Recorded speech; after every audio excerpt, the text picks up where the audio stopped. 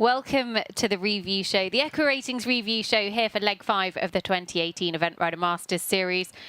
Dan Byrne from EquiRatings with me. Dan, my goodness, what a weekend, what a finish to the cross country we have enjoyed. That was class. No, absolutely class. I think you can go and look at, we're going to end up talking about the weekend, but if you look at, I would say, every winner so far of an Event Rider Masters, you're forced to excel over each of the phases. You can't really just be good in one and deliver. You can probably get away with that in some cases, but it hasn't happened in 2018 at all. You've got to deliver in every phase full perfect, and like Alex has done it this weekend, it was very, very impressive. Should we talk about our winner? Yeah. Alex Braggs, a Greb. They were on the podium at Gatcombe last year, and they didn't just get a personal best at this level this weekend. Alex got a career personal best at any level. Yeah, I mean, so he's 120 internationals before, Alex. Okay. 11 times he's been better than 70%. Okay. So, modern language, 30 test. Right. A 30 test. Not a 30. No, those days are over. This is the 12th time that he's beaten the 70% zone. First time that he's beaten the 75% zone, so sub 25. And he got 23.6. Yeah, I mean, absolutely smashed. Just a huge test. And most importantly, really, he managed to finish on it. I mean, the pressure was on for his show jumping. He had a couple of lucky rubs in the show jumping. Those first three. Like, I mean, it was shaky enough there for a minute. It was, but sometimes you need a little bit of lady luck on side. Yeah. And actually, he went out as the final horse to go in the cross country.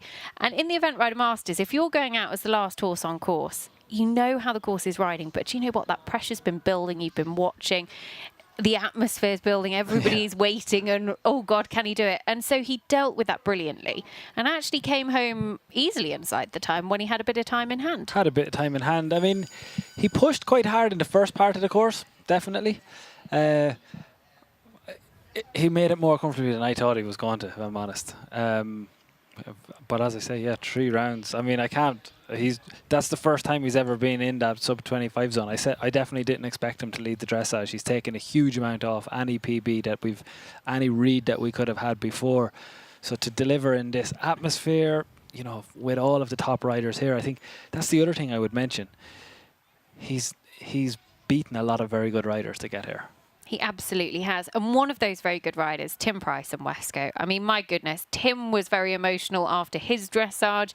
We all felt it. I think there were a lot of people at home rooting for Wesco. Brilliant to have him back. Tim said himself, actually, in his interview, wasn't entirely sure heading out onto the cross country how it was going to go. But it was like they'd never been away. I think that was the fairy tale that, we didn't get. I mean, Wesco coming back to Tim coming out yesterday almost in tears, because it is so emotional to have Wesco and Tim back together. I think it's emotional for the rest of the eventing world, let alone for Tim and the whole Price setup. So, I mean, they're on a podium. They're in second place. Tim hasn't been on that many podiums, to be able to say this horse Wesco's come back after. This will be 2 full seasons. Yeah, 2 full seasons without him, and to come straight back into international competition. I wondered if they might take it a bit easier at any stage in it. I thought, well, if they knock a pole, they're probably not going to go for the time. How long has he been? What's he been doing at home? Obviously, I don't know, but I didn't think that they would push if they didn't. If he didn't feel right. And then I said the same to Sam yesterday, I think, or the day before, and he said there's no way Wesco is going at all if he's not going there to win. And he had actually had a really steady run around a national class and then a 2-star class back in England. So he'd had a little bit of prep run, but nothing in this kind of quality of field, nothing at this level or intensity. Fantastic to see him back. And actually, Tim, we put him into series points a little bit later. We'll talk about that as well, because he picked up good series points. Izzy Taylor, be touchable. Wasn't untouchable. They were the hot favourites before this weekend. And actually, they even broke their last 6 runs, something inside the top 2. They finished 3rd. Yeah, I mean, still class, let's be honest. Absolutely, yes. So now they're 7 CIC 3-stars in a row. 4 wins, 2 seconds, 1/3. Still unbelievable. But, I mean, I think she mentioned it herself in her interview. Right, Chris Burton goes wrong. Yeah, cool. Okay, let's just take a moment to talk about this. Okay. So The course here in Jardy is very twisty. There's lots of turnbacks. Pierre Michelet's track is pretty tricky. Chris Burton heads out on course Cooley Lands, the fastest rider in the world, and we'll talk about him a little bit more detail later, but he goes down the wrong side of a string and he has to turn around, come back, waste some time. Still finishes 9 seconds inside the time, which... I know. I thought maybe when it happened, so hard to tell in the middle of a round, I thought maybe when it happened, I was like, right, let's say he was what? He was pretty quick at Arville and he was still slowing up to the end, but I don't know if he would have had 9 seconds, you know. No, I don't think he'd have had 9 seconds. But, I mean, he went wrong and he was slowing up going through the finish here. I know. And he was still 9 seconds inside the time. I mean, it was crazy. Cooley Lands really delivered for him. But Chris Burton did it, one of the best cross-country riders in the world. Izzy Taylor comes out 4 horses later, does exactly the same thing, goes through the wrong bit of the string, goes the other side, has to turn around, come back on course. She ended up being 2 seconds over the time, 0.8 time penalties, finished behind Tim Price and Wesco. So that dropped her 1 place on the podium. Didn't cost her the win, dropped her 1 place, £4,000. I don't think it was more than 2 seconds as a error. You know, it's not like she went wrong and had to go back 10 seconds away. You know, it was it was. She'd have been inside the time if she hadn't gone wrong. Absolutely. Yeah, no, I'd say she'd be on the time. I don't think. No, she'd have been inside. Sure. Guaranteed. Guaranteed. Okay. But we'll never know. We won't. No. But Izzy Taylor, Chris Burton, I think that's going to give faith to a lot of people that even the best in the world get it wrong. Yeah, I mean, they got it wrong. They reacted quickly. I mean, they're both still in top 5 there, aren't they? Top 3. No, top 6, sorry. Top 6, yeah. Top 6. Should we talk a little bit about the rest of the top 10 then? Because actually in 4th place, for the 4th time in a row in an Event Rider Masters leg, Chica Bella P, Gemma Tattersall. I mean, that mare has been such a superstar. Doesn't get a huge amount of work. She was 4th here last year. She was 4th at Blenheim in the series finale. 4th in Arville this year as well. And she's 4th here again. 4th itis? Yeah, I mean, obviously sounds because... quite serious, doesn't it? Yeah, it sounds bad. But because you've got 3 on the podium itself is a thing. But actually, if you separate out, you know, the concept of a podium for a minute, because there's no medals here anyway, to finish 4th, like the consistency that you're seeing, to finish 4th over all of the different talent that's been in all of those different legs, I mean, it is still a massive achievement. You know, not all of these people have been in, you know, have finished ahead of her each time. She's beaten a lot of very good people each time she's gone. I really like that horse, and obviously the fiery determination of both Gemma and the horse come true each time. So look, she'll break that particular anomaly. Duck at one point. Yeah, it's not really a big thing. It's very good performance. It is, as you say, though, seriously consistent, and I'm sure their day will come. Other placings, Bill Levitt was 5th. Great to see him. Shannondale Titan in flying form this year. Bill picking up good series points as well. Chris Burton 6th. And actually Cooley Lands, another horse that delivered in all 3 phases. And Berto needed that this weekend because he wanted to consolidate his series lead. I mean, I'm slow to say it's all over. But I mean, he has given himself... He's done a huge amount now in terms of going to Blair, keeping it within his control, and been done. You know, like the key thing if you're in a series competition like this is that you just want control of it. Like it's the same as getting, you know, doing a good dressage and jumping clear. He's going out in cross country knowing that you've got to come past me. I think that's the way it is in the series now. 96 points, I think he's on. He's on 96 points. Laura Collett, who finished just outside the top 10 here with London 52, actually has 86 points. So he's doubled his lead. He led by 5 points coming into Jardy. He actually now leads by 10 points. Tim Price, 81 points. He's moved up into 3rd. Gemma Tattersall, 78 points in 4th. And Bill Levitt completing the top 5, 66 points. So actually, the podium itself is still pretty wide open. Yes, Chris Burton would be favourite, but actually 5 legs count towards the series this year. There's only 4 counting scores on those scores. They've all got to go to Blair and deliver. Very interesting. Very interesting, because I think the form that Bill is in, he could make an ERM podium. How good would that be? I mean, imagine, we got so excited when he made the podium in Arville. How excited would we be if he got on the series podium? That'd be great for him. I mean, he's just we give so much to the Event Rider Masters. Himself and Shannondale Titan have been all over Europe, over three different series now. Always a friendly face, always giving advice to everybody and taking it, from everybody. So, yeah, just very popular rider. He's not far off the podium here. He's on 66 points. A win obviously would take him into the 90s. 90s, I reckon, is podium for the Event Rider Masters this year. So let's see, 28 still gets him into the 90s second. So if he can get a Blair podium, I think he gets probably a series podium. I'd say even a Blair top 5 would drive him very, very close to it. So all to play for him. And of course, we cannot forget Laura Collett, still well placed with 86 points. She's got a good team of horses. London 52, Mr. Bass. I'm intrigued to see who she might take to the series finale at Blair. Yeah, I actually it's too early to call. I wouldn't even begin to If guess. you had a choice, here you go. We all know you absolutely adore Mr. Bass. Yeah. You also adore London 52. Yeah. If you could choose, forget anything else that's going on. If you could choose, who would you take? Between those two? Yeah. And I don't have to think about any other competition? No. Mr. Bass, obviously. What's wrong with you? Sure, Mr. Bass, London is just like a baby version of Mr. Bass. Mr. Bass is a little bit ahead of him in terms of experience, but maybe that's all so far. London has done everything that we've asked of him every time. I mean, you look back on, so that's their first show jumping fault that they had this weekend. This was competition number 11. Up until now, they've never had a fault.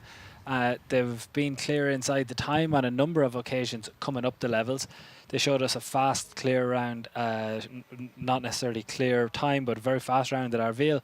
And they've backed that up with a very educational, very fast jumping round here again today on a twisty track. So, yeah, London is a horse that I think people will get excited about. Mr. Bass, I think we're already very excited about. Well, watch this space. Obviously, we have no influence on that, so we will just get excited about it when it happens. Let's talk Jardy in numbers, because here last year, the show jumping was particularly tough. Yep. Wasn't quite the same level of difficulty this year. We did see a few more clear rounds. Well, we wondered if that might happen. I think we saw something similar at Barbary, working in the reverse as well. Opposite way round. Exactly. So 8% made the time, or jump clear here last year, which was the lowest ever. I mean, do you remember last year? It was tough, yeah, really tough. Everybody was going in just knocking. And it was a very tight time, I think, in the show jumping, and people began to push for different strides all over the place. But only 8% made it last year. This year was much higher. How many people actually did 11 people jumped clear. 11, yeah. So, I mean, was that 25%? A little bit higher, I think. Higher? 30? Would be about 30, I think. 11 from 36. Yeah, so 30. Yeah.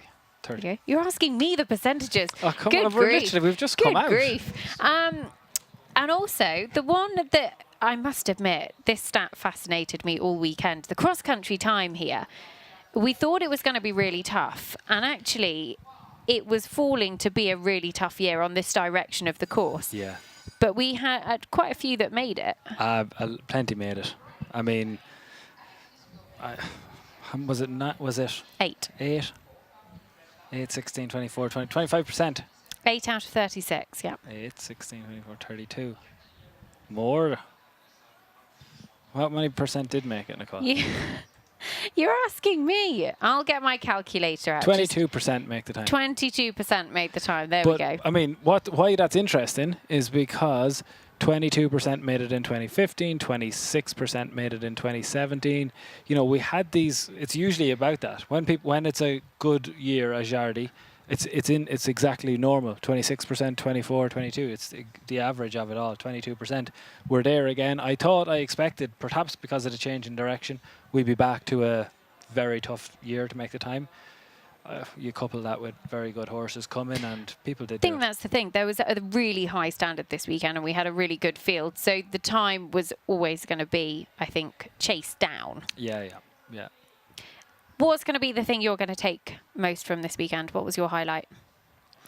Good question, Nicole. I mean, I think the West Coast story is very emotional. It's lovely. If you've any heart at all, I think that's probably the big one. If you don't care, you're heartless. No, I mean, from my point of view, normally I don't get involved in the emotional side. I just say, what's the big... Leave that bit to me. Yeah, well, I think we have to... I think Zagreb... I have to take my hat off to that whole performance. To do a career PB, a plus 75% dressage test, not many people can do them. You're looking at less than 5% of all the tests in the last, nearly 10 years now. Don't break that score. He was under pressure in the first couple of fences of the show jumping. He still delivered. He was last out. As you say, the pressure builds all day. He hasn't done it before. I think it's nice to see someone that's not Oliver, that's not Tim, that's not Gemma, go in there, challenge them and beat them. I think it's a big boost for British eventing, for Alex himself, and for the series. I think it's great to have a new winner. It's good to see lots of different names and faces on the podium. We've seen a lot of variety this year. I think my highlight, I'm going to stick with the emotional side. I loved seeing Alex. I thought he was pure class in all three phases. But Tim Price and Wesco, I mean, the grin on Tim's face all weekend has really just spoke volumes, because he absolutely adores this horse. Great to see them back, and back better than ever.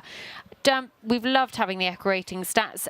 The stacks game. What was the biggest stack this weekend? If you got involved in the EquiRatings stacks game, then you could be in with a chance of winning an iPad, because the biggest stack will Someone has won an iPad. Somebody has won it. Okay, who's won it?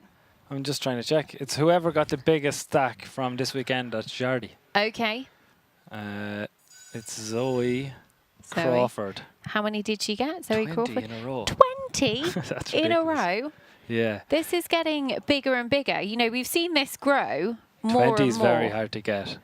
The next best is 17. I thought that would win it. That was Mickey McGivern. That's the whole Team Red. That's the owners of Quarry Crest Echo. Okay, so Zoe Crawford's going to be getting an iPad this week. There you go. Good job, Zoe Crawford. And you can get involved in the stacks game at Blair Castle for the series finale, the 25th and the 26th of August. Promises to be a really exciting conclusion. We've enjoyed all series. It has been a brilliant 2018 so far. And the series battle will go on to Blair Castle. It is one of the most beautiful venues in the country. If you can't make it up to Blair, then make sure you tune in for all of the live coverage, eventridermasters.tv. But of course, there'll be loads of behind-the-scenes action on social media. Find us on Twitter, on Facebook, on Instagram. Use the hashtag ERMEventing. And if you'd like some really behind-the-scenes exclusives, then make sure you sign up to the Event Rider Masters Platinum Members Club as well. From us here in Jardy, we're going to go and make the most of the fact that France are in the World Cup final and there'll be no traffic on the way back to the airport. And we'll see you very, very soon.